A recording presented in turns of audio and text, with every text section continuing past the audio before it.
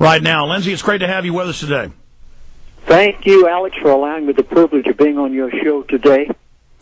Well, it's great to have you here. For those that don't know who you are, been hiding under a rock, in just a nutshell, a minute or two, an abbreviated history, tell us how you woke up, what we're facing, and now you've got a lot of new info. You say you and your family are being threatened. You're going to be bowing out soon. I hope that's not the case. And then you say you've got new information from oil executive contacts that you have. Your info has proven to be very accurate in the past, and you've got some new bombshell info for everybody today. Everything that is going to take place in this world in the next 12 months, I plan to tell you in the next 45 minutes. Now, I'm not going to tell it from my standpoint. I'm going to give it to you directly from one of the people who know everything that goes on behind the closed doors. Basically, real quick for a nutshell. I went to Alaska as a missionary many years ago. Just after arriving there, they announced they were going to build the Trans-Alaska Oil Pipeline, that 25,000 pipeliners would converge on the state to build it. I went to Alaska Pipeline Service Company and said, would you not need a chaplain on the pipeline with that many wicked, cussing, drinking folks? And they said, yeah. And finally they allowed me to have the Northern 7 camps. About 6 months later, they offered me executive status, which meant that for 3 years' time, I sat in the board meetings with, lived in the same dorms with, rubbed shoulders with the elite of the world. Many people write books about these people by reading somebody else's book. There's no glossary in energy non-crisis because I wrote what I lived, literally, physically, lived with these people for 3 years, was able to analyze them. As a result, I wrote my book, The Energy Non-Crisis. Now, for the past 35 years, I have known that there is a line out there. I knew that if I ever crossed it, I was in trouble. People oftentimes have asked me, and I've never been willing to answer them, Lindsay, have you ever been threatened? I've never answered that on any radio talk show, even though I've been asked many, many times. I am answering that now. 1984, it happened, and 7 weeks ago, I had the most startling phone call that I've ever had in my life. On the other end of the line was a gentleman whom I knew well at Prudhoe Bay. He'd been in my services. I knew him as one of the top. He knows everything that's going on. If anything's going to happen in the world, he knows it. Now, folks, let me pause here long enough, Alex, please, to say to your listening audience, folks, you believe everything you hear from Alex Jones. I have the greatest of admiration for him. I wish I had more opportunity to be on his show, but I guess it takes something like this for him to invite me. But anyway, I want you to believe everything he says. He's telling you the truth. He gives it to you like it is. And he talks about these people. They do exist. There positively is a group of people on the face of the earth who control the world, and Alex has tried his best to tell it to you. And I'm going to prove it to you today, because this is not a conspiracy. This is an agenda, and they know exactly what they're doing. So here's what happened to me. This gentleman called me on the phone, and he said, Lindsay, you've gone too far.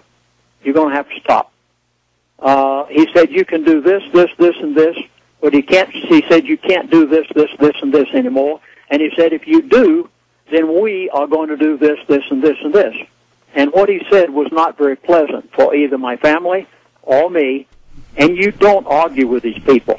When these people say they're going to do something, if they have the power to tell the president what to do, dictate to Congress what bills to pass, tell the Arabs what they're going to give them for a barrel of oil in a given day, control the currencies of the world, and take the life of John F. Kennedy because he was about to destroy the Federal Reserve, they wouldn't have any problems at all with Lindsey Williams or Alex Jones.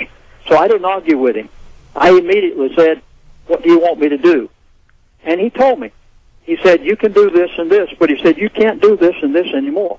And if Alex asked me certain questions on the show today, I'm going to not be able to answer you about certain subjects, because if I did, I would be in jeopardy. Well, as a result, within 24 hours' time, I closed down my website. You don't believe me? You know how much your website's worth to a person. Well, go to my website and see. You'll see nothing but a front page, lwoil.com. I called my 800 service, and I said, under no circumstances do you ever sell another Energy Non-Crisis DVD. You pull it from the market, and I don't care how much people want to offer you.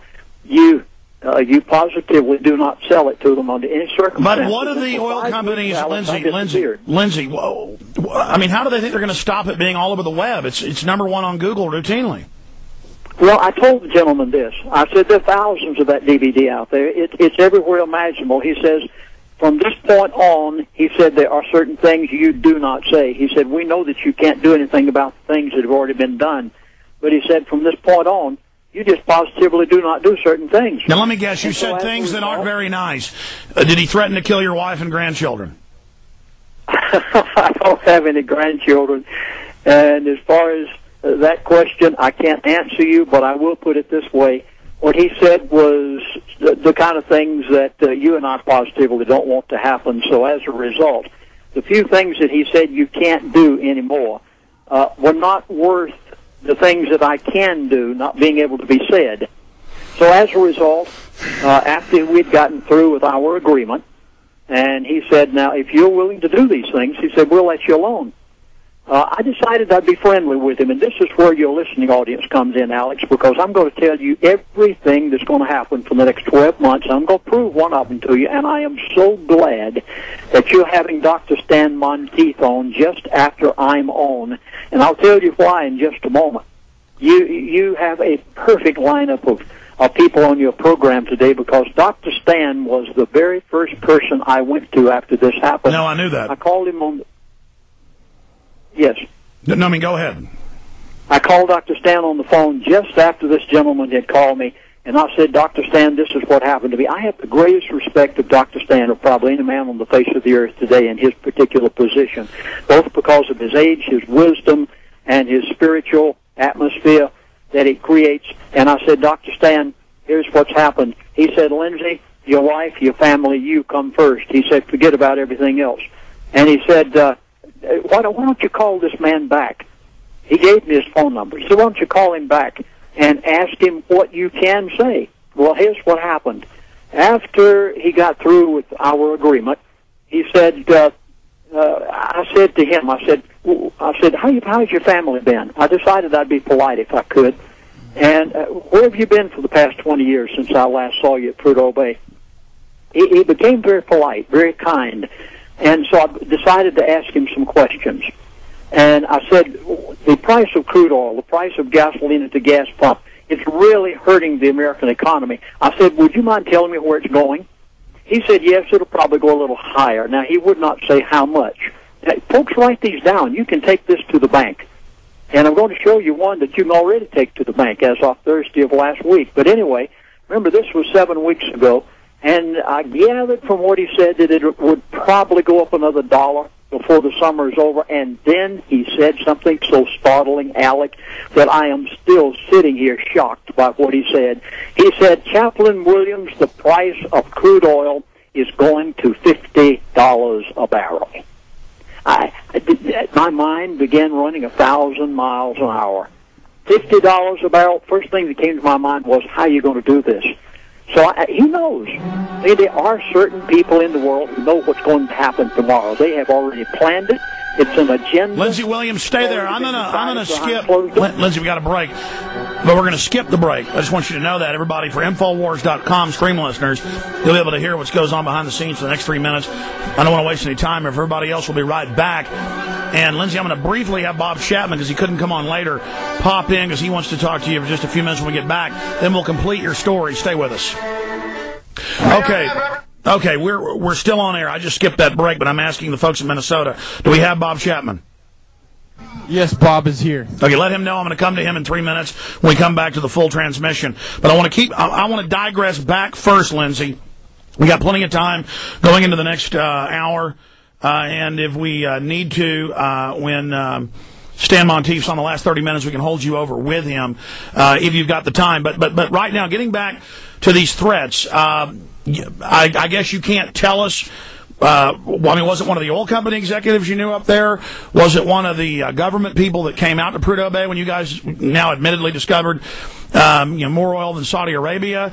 You say you know this guy. Is this one of the people you worked with for 3 years? Yes, I know him well. I've had many, many hours spent with him. I cannot give his name. If I did, I would be in jeopardy to no end. I will put it this way. There are certain people who know everything that has been decided, everything that goes on behind closed doors. And insiders. Yeah, and the super insiders. But in the past, you've told us one of them was an Atlantic Richfield guy, but you can't say if that's who it is.